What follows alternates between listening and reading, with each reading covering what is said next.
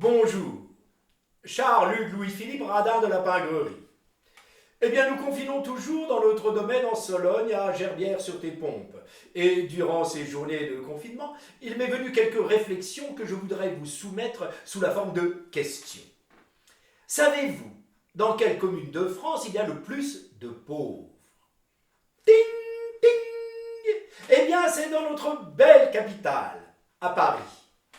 Savez-vous où se situent les 10 communes de France où il y a le plus de pauvres? Ting, ting. Eh bien, 8 se situent en Île-de-France, dont 5 en Seine-Saint-Denis.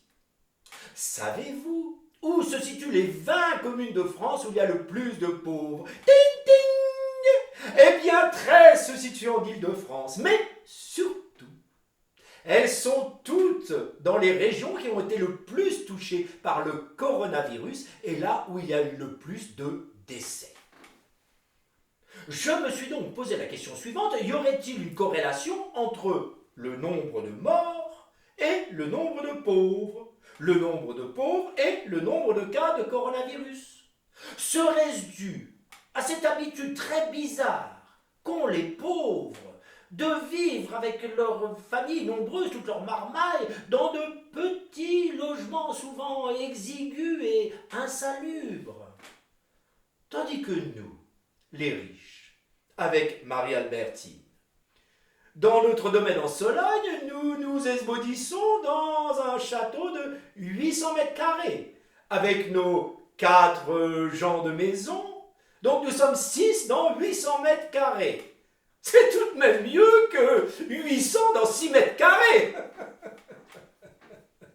Les distances sont ainsi plus faciles à respecter, n'est-ce pas? Sauf au moment du service, mais nos gens portent des masques. Donc, pourquoi les pauvres ne font-ils pas comme nous et ne s'installent-ils pas dans des logements plus spacieux? Mais je vais vous le dire, parce que c'est impossible. Mais la France ne serait jamais assez grande pour loger tous ces pauvres dans des châteaux de 800 mètres carrés avec des parcs de 60 hectares. Donc c'est ainsi. Les riches sont faits pour être riches, les pauvres sont faits pour être pauvres, et ceci perdurera toujours.